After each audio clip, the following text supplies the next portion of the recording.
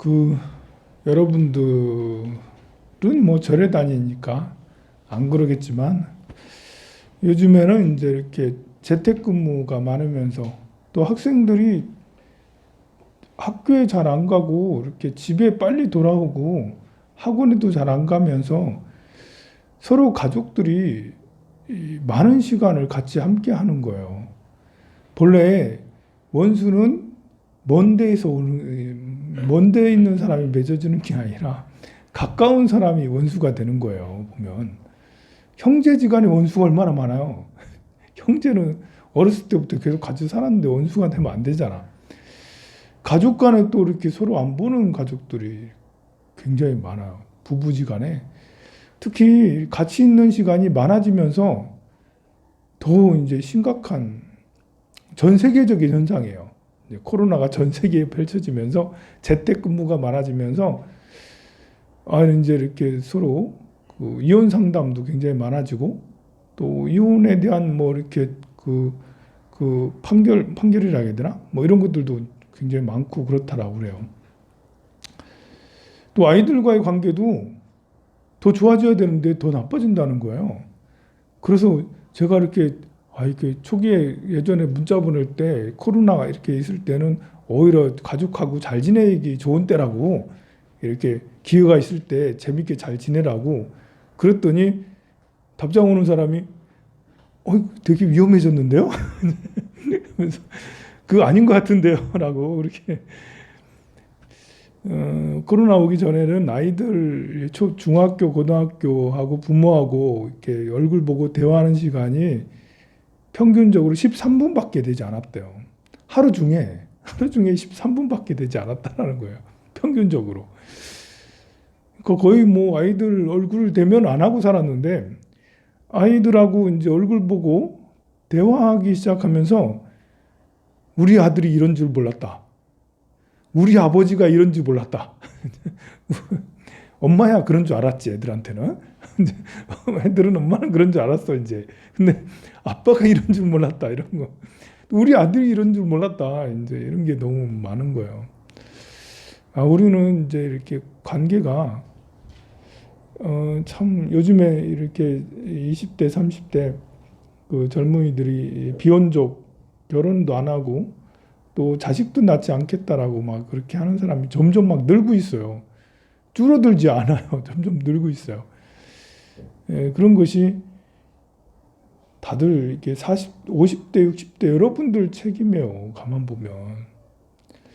이렇게 이제 50대, 60대 여러분들 책임이라고 하면 좀 그렇고요. 여러분들의 아버지, 어머니 책임이라면 꼭 그렇고 할머니, 할아버지 너무 간다. 이제. 너무 가네, 너무 가. 이게 이렇게 우리 가족 생활이 행복한 모습이어야 되거든요. 가족 생활을 해서 우리 서로 행복해. 아버지는 아들, 딸들을 매 업어주고 챙겨주고 배려해주고 이야기 들어주고 엄마도 그래주고 그래서 어린 시절의 아이들한테는 가족 생활이 너무 행복했던 거예요. 그러면 결혼하는 거죠. 아이도 낳고요. 근데 지금 20대, 30대의 대부분의 아이들이 자기가 어렸을 때 부모랑 같이 살았는데 행복한 기억이 별로 없는 거예요. 행복한 기억, 학원 간 기억은 많아. 학원 가고 뭐 이런 기억은 많은데 행복한 기억은 별로 없었던 거죠. 그러니 이렇게 결혼에 대한 가치가 옛날에는 그래도 종족 이렇게 유지 본능, 아들 꼭 낳아야 돼 이러면서 계속 아이를 낳게 시부모님들이 막 닥달을 하고 그랬는데 지금은 그런 가치관조차 사라졌죠. 지금은 대를 잇는 것에 대한 가치관이 아예 사라진 것 같아요. 여러분은 아들, 딸들한테 대를 이어야 된다라고 말하지 않죠. 그죠? 여러분의 부모님은 여러분들은 들어봤죠? 여러분들은 들어봤을 거예요. 우리 가문을 이어야 돼. 그 가문이 얼마나 대단한 가문인지 모르겠지만 그 가문이 명문가인지 어쩐지 모르겠지만 그래도 우리 자식을 낳아도 이렇게 해가지고 가문을 이어야 된다고 여러분들 세대는 다 그렇게 말을 들어가면서 살았는데 그게 싫었는가 봐요. 여러분들은 부모님 봉양하는 게 싫었는가 봐요. 아니 싫었는 것보다도 힘들었는가 봐요. 그죠? 부모님 이렇게 모시고 용돈 드리고 20대, 30대 초반 얼마나 힘들었어요. 그때 새빵살이 뭐 전전하면서 겨우 10년, 20년 노력해서 집 한 채 겨우 장만하고 그렇게 하면서 또 이렇게 월급 받으면 얼마 일부를 부모님한테 보내고 막 이렇게 다 그랬잖아. 그게 힘들어서 그런지 자식한테는 손 안 벌리겠다는 분들이 거의 대부분이에요, 여러분들이. 그게 이제 맞는 말이죠. 사실 좋은 말이죠. 그 내가 이렇게 그 부모님한테 나는 충분히 해드렸어. 그러나 나는 아들, 딸들한테는 받지 않을 거야. 손 벌리지 않을 거야. 이렇게 대단히 거룩하세요. 가만 보면. 이게 굉장히 이렇게 뭐랄까 성숙한 좀 성자 같은 성자지. 자기 희생이 굉장히 큰 거죠. 자기는 보상받을 생각이 별로 없는 거예요. 나는 주기만 하는 사람. 받는 것은 하지 않아. 주기만 하는 사람. 굉장히 훌륭. 그런데 사실은 그게 아니죠. 우리 젊은 청년들이 요즘에 힘들다고 다 그러죠. 20대가 얼마나 힘든지 다들 언론에서도 그렇고 다 힘들다라고 그래요. 근데 가만 보면 알고 보면 여러분들 20대도 다 힘들었어요. 보면 지금 아이들 힘든 만큼 다 힘들었어요. 다른 거는 이제 지금 여러분들이 있을 때는 20대일 때는 그래도 일자리가 그래도 많았다라는 거. 지금의 20대는 일자리가 없다라는, 드물다라는, 뭐 찾으면 있겠지만 3D 업종까지 해가면서 내가 하고 싶지 않다라는 뭐 이런 것들이 있기 때문에 어쨌든 여러분들도 힘들었고 지금도 힘들었어요. 그러다 보니까요, 이렇게 이제 우리 대부분의 이렇게 성인들이 마음의 여유가 별로 크질 않아요. 그러니까 관계하는 법이 익숙하질 않아요. 자기 생각을 고집하고 상대가 생각이 다르면 다름을 인정하지 않고 상대를 틀렸다라고 여겨요. 특히 부부관계에서는 아버지가 어머니한테 일방적으로 요구를 하고 일방적으로 종다루듯이 그랬었다고요. 그것을 봐왔던 여러분들은 그게 정말 싫었던 거고요. 또 이게 또 여러분들도 영향을 안 받을 것 같아도 그걸 또 다 받아가지고 이제 거꾸로 이제 그때는 아버지가 여러분의 세대는 아버지가 어머니를 그렇게 했고 이제 여러분이 이제 남편을 잔소리를 이제 뛰어나셔서 이제 많이 좋아지셨어. 이제 역정이 돼가지고 잔소리를 얼마나 하고 그렇게 해서 또 남자는 아직도 자존심이 남아가지고 잔소리는 또 듣기 싫고 그러니까 이제 여성은 잔소리 계속 끝없이 똑같은 얘기, 남성은 얘기 듣는 거 싫고 그러니까 이제 서로 감정 다툼이 그래서 같이 있는 시간이 오래되면 반드시 싸우게 돼요. 참 난감하잖아요, 그죠?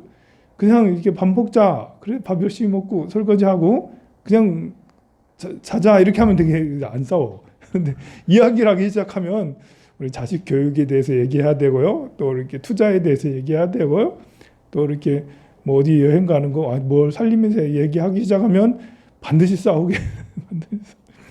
이게 이제 관계하는 법에 너무 미숙해서 그러는 거예요. 자기 생각, 상대의 생각을 받아들이고 그것을 이해하고 양보도 해야 되는데 때로는 멀찌감치 보고 이렇게 생각해도 돼. 네 잘하나 못하나 봐야 돼. 이렇게 해도 되는데 꼭 내 방법을 고집을 하게 되니 서로가 갈등이 크고 생각이 이제 그 자식하고도 똑같아요. 자식하고는 처음에 자 우리 맛있는 거 먹자 하다가 이제 좀 대화하기 시작하면 싸우게 돼. 아빠하고 아들하고 싸워. 아빠하고 딸하고 싸워. 이야기가 좀 길어지면 싸우는 거예요. 역시 이제 대화법이 관계하는 법이 너무 미숙해서 그래요. 우리가 이제 이렇게 이렇게 이제 그 몸이 아픈 게 자동차에 딱 부딪혀서 몸이 딱 다치잖아요. 아니면 뭐 계단에서 넘어져서 이제 팔이 부러지고 그러면 되게 아프잖아요. 그게 신체적 아픔이 있잖아요. 신체적 아픔하고 정신적 아픔, 배신당했어.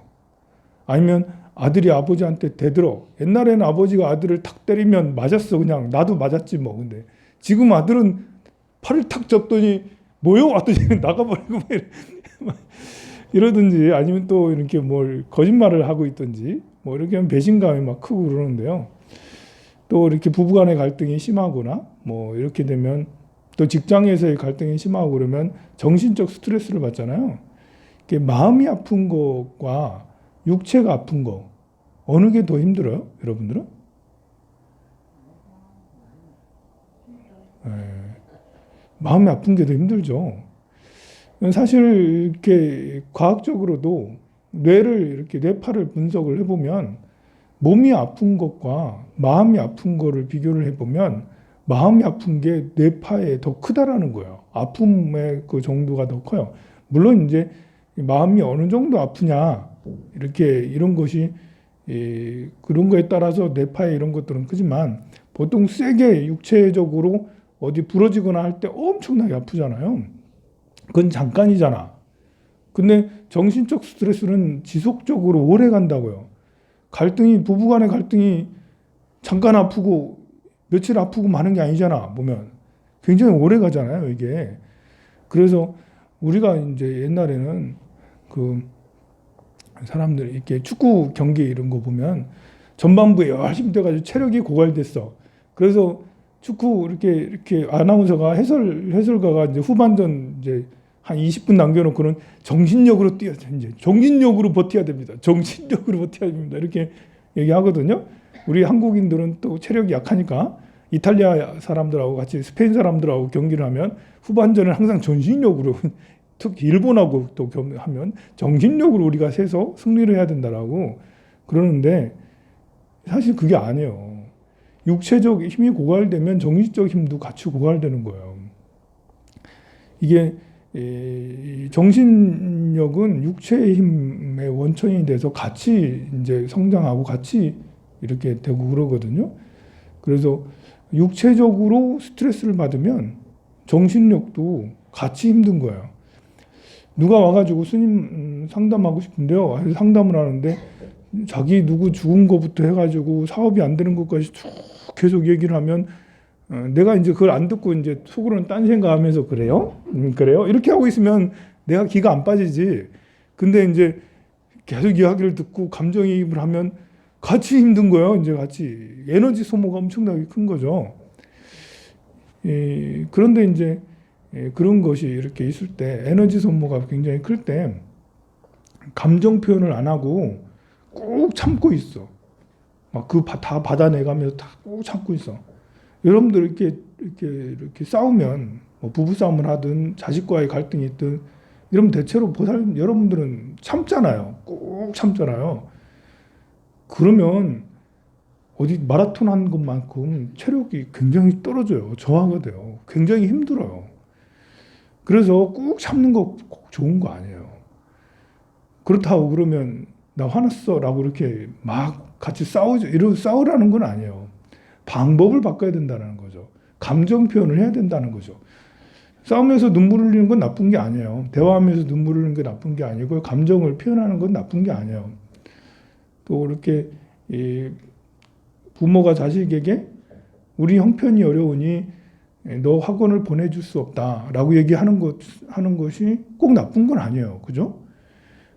솔직하고 진솔함은 또 취약함의 어떤 그 사람들은 연민심을 일으키기 때문에, 아들, 딸들이 엄마는 우리 옷도 잘 안 사주고, 나는 어렸을 때 마인마이 갖고 싶었는데 마인마이도 안 사주고, 프로스펙스 신발 신고 싶었는데 프로스펙스도 안 사주고, 나이키 신발 갖고 싶었단 말이야. 이렇게 뭐 근데 안 사주고 맨날 조선 나이키 막 이렇게 하고 있으면, 이제 부모는 이제 그렇게 사달라고 하는 아이한테 오히려 구박을 막 하고 그랬어요, 옛날에. 네가 정신이 있니 없니 공부는 할 것이지. 그러면 이제 이렇게 아이는 화가 더 많이 나고요. 부모님에 대한 원망이 더 크죠. 그럴 때는 차라리 부모가 자식한테 진솔하게 얘기하는 게 좋아요. 우리가 지금 너한테 그걸 사줄 형편이 안 된다. 정 네가 갖고 싶으면 나도 적금을 조금 들어서 용돈을 모아가지고 너한테 꼭 사줄게. 이렇게 해준다면 그 아이는 금방 이해를 하고 이렇게 그 가슴이 따뜻해지고 분노나 억울함이 별로 없게 되죠. 근데 부모가 그런 태도를 가지지 않고 막 오히려 구박을 해버리고 그러면 그런다는 거죠. 이 서로 간에 힘든 뭐 관계가 힘들 때가 많죠. 그럴 때는 이 상황을 바꿔보는 것도 괜찮아요. 특히 제일 좋은 것은 걷는 게 좋아요. 같이 막 계속 으르렁거리고 있는 것은 별로 좋지가 않고요. 상황을 그냥 피한다는 것도 옳지는 않지만 막 이렇게 계속 으르렁거릴 때는 차라리 웃으면서 우리 피자 먹고 하자. 자, 우리 피자 먹고 다시 싸우자 이러면서 우리 치킨 시켜가지고 치킨 먹고 다시 싸우자 이러면서 상황을 약간 바꿔버리면 그러면 이제 이렇게 어이가 없어서 너털 웃음에 이렇게 그래요. 한참 열심히 싸우고 있는데 정전이 일어났어. 이렇게 열심히 막 싸우는데 정전이 일어나면 갑자기 당황해서 촛불 찾아야 되잖아. 그래서 다시 촛불 켜놓고 다시 못 싸워요, 그게. 상황이 바뀌어진 거예요, 이제. 그래가지고 어떤 학생들이 학교에서 막 이렇게 치고받고 싸우고 막 하려고 하고 있는데 선생님이 와가지고 양동이에다 물을 채워가지고 애들한테 팍 뿌려버린 거예요. 그 아이들이 저거 하면서 이제 싸우고 있는 상대 옷을 이렇게 이렇게 물 묻었으니까 해주는 거예요. 그러고 난 다음에 못 싸우잖아요, 보면. 상황을 바꾸면 때로는 갈등이 막 극에 치달았을 때는 이 갈등이 끝까지 가서는 안 되니까요. 상황을 바꾸는 것도 좋아요. 특히 제일 좋은 것은 걷는 거예요. 우리가 걸음을 걸으면 이 발바닥에 이렇게 많은 혈관이 있거든요. 이 발바닥에는 뇌 여기 편도체, 우리가 이제 화가 나고 분노, 우울 이런 게 있으면 편도체가 이렇게 붉어지고 좀 안 좋아, 이상해져요. 그런데 걸음을 걸으면 편도체가 굉장히 안정적이 돼요. 좋아져요, 편도체가. 그리고 해마라고 기억력과 연산력, 그리고 이제 창조력 이런 걸 담당하는 부분이 있거든요. 그런 것이 자극을 받아서 굉장히 창조적이 되고 기억력이 굉장히 좋아져요. 신경적으로 안정이 되죠. 그래서 걷는 것은 굉장히 좋아요. 화가 났을 때 걸어야 돼요. 화가 났을 때 입을 뒤집어 쓰고 엉엉 울지 말고요. 울지 말고 태화강 얼마나 좋아요. 태화강 흉 나와서 그냥 하염없이 걸으면 1시간 정도 걷고 나면 좀 마음이 많이 가라앉고 그렇게 해요. 그런 것처럼 내가 그 부처님 말씀을 잘 배워서 내 마음을 잘 바꿀 수 있으면 제일 좋죠. 나를 괴롭히는 사람은 스승이다 라면서 나를 배신하는 사람도 스승이고 이러면서 정말 부처님 받들듯이 잘 받들면 제일 좋지만 마음이 그 정도 성숙이 되지 않았다면 생활의 지혜가 필요한 거죠. 생활의 지혜. 관계를 어떻게 해야 되는지를 잘 배워서 윽박지르기보다는 내 생각을 막 이렇게 해야 된다고 강조하기보다는 들어주고 또 들어주고 또 들어준다고 해서 모든 걸 양보하는 게 아니에요. 이제 스님은 맨날 희생만 하라고 그래. 이런 거 아니에요. 희생만 할 게 아니고 양보만 할 게 아니고요. 밀당을 잘해야 되는 거죠. 상황을 바꾸라는 것은 양보가 아니라 새로운 상황, 이렇게 어떤 사고의 전환을 통해서 다시 새로운 타협을 할 수 있도록 재협상을 할 수 있도록 그렇게 하라고 상황을 바꾸라는 거예요. 그래서 갑자기 피자라도 시켜 먹든지 치킨이라도 시켜 먹든지 갑자기 우리 청소를 한다든지 아니면 가구 이동을 한다든지 인테리어를 바꾼다든지 아니면 밖에 나가서 같이 걷는다든지 외식하자고 하든지 영화를 보자고 하든지 공연을 보자고 하든지 공원에 산책을 하자고 하든지 해서 상황을 바꾸면 그러면 이제 이렇게 대화의 문이 열릴 수도 있고 내 입장이 상대에게 전달될 수 있어요. 상대에게 내 입장을 전달하는 거는 말로만 꼭 하는 건 아니거든요. 내 입장을 계속 얘기한다고 한 번 안 듣는 그 사람이 2번 얘기할 때 들어주는 게 아니에요. 10번을 얘기해도 안 들어주고 100번을 얘기해도 안 들어줘요. 얘기해서 안 되는 것은 다른 방법으로 다른 방법을 쓰는 것도 우리가 고려를 해봐야 돼. 그게 생활의 지혜라고 저는 생각을 합니다. 성불하세요. 네.